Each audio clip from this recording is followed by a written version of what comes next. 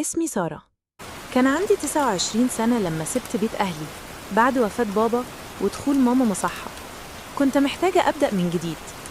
اشتريت شقة صغيرة في وسط البلد، مش جديدة لكن كانت مناسبة، وكنت حابة أبني فيها حياة جديدة لوحدي. أول يوم كان عادي، بس تاني ليلة حصلت حاجة غريبة. كنت نايمة، صحيت على صوت مياه بتجري. رحت المطبخ، لقيت الحنفية مفتوحة. افتكرت إني نسيتها، بس قلبي ما كانش مرتاح. الليالي اللي بعد كده بدأت أحس بحاجات مش طبيعية.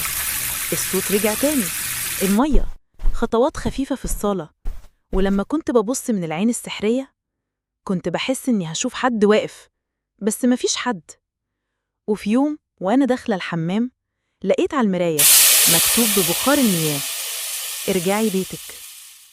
بدأت أشك في كل حاجة. الأنوار كانت بتطفي لوحدها، أحلام متكررة بطفل صغير قاعد في الركن بيبكي، بيمد إيده وبيقول: ماما، خدتيني ليه؟ أنا مش أم، أنا عمري ما خلفت. جبت كاميرات، قلت يمكن حد بيدخل البيت. ركبتها وسبتها شغالة وأنا نايمة. تاني يوم لما رجعت أشوف التسجيل مفيش حاجة، ولا صوت ولا حركة. حتى لما أنا صحيت من النوم وجريت على المطبخ الكاميرا ما صورتش حاجة، بس أنا شفت الحنفية مفتوحة. أنا شفتها، صح؟ كنت بسمع صوت ماما بتناديني: سارة، اقفلي الباب، سارة ما تخافيش. الصوت كان حقيقي، كل حاجة كانت حقيقية. بس لما حكيت لصاحبتي قالت لي إني محتاجة ارتاح، إن التعب والإرهاق ممكن يخليني أتهيأ.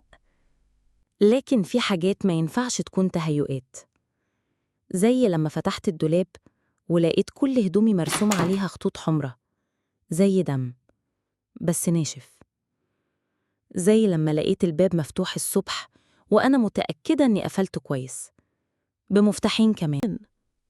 في لحظة بدأت أحس إني مش لوحدي، مش بس في الشقة، في عقلي. كان في صوت تاني جوه دماغي بيرد عليا، يسبني، يضحك، يخوفني، يقولي: هما اللي غلط مش انتي، محدش هيساعدك، ما تصدقيش حد. الدكتور اللي كنت بروح له من شهور طلب يشوف تسجيلات الكاميرا. قلت له ما فيهاش حاجة، بتفصل كل يوم. أنا شفت كل حاجة بعيني. طلب يشوفهم بنفسه، وبعد ساعات طويلة رجع لي وقال لي جملة واحدة بس: كل حاجة انتي شفتيها انتي اللي عملتيها. أنا اللي كتبت الرسايل على المراية، أنا اللي فتحت الباب، أنا اللي وقفت قدام الكاميرا، وأنا اللي شفت نفسي وخفت منها. الدكتور شخص حالتي: فصام مصحوب بهلاوس سمعية وبصرية. مرض بدأ معايا من زمان، بس كنت بدفنه تحت حاجات تانية. يمكن لما ماما دخلت المصحة عقلي قرر يقول الحقيقة بس بطريقته.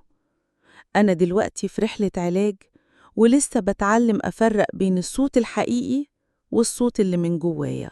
في حكايات بتبان رعب، بس الحقيقة إن الرعب الحقيقي بيكون أحياناً جوه عقل شخص تعب ومحدش فهمه. سارة ما كانتش مجنونة، كانت إنسانة بتصارع مرض اسمه الفصام. والمرض ده مش عيب، العيب الحقيقي إننا نسيبه ياكل في أرواح الناس من غير ما نمد إيدنا. لو حسيت يوم إن في حاجة غلط، اتكلم، اطلب المساعدة، لأن العقل محتاج رعاية زيه زي أي جزء تاني في جسمنا.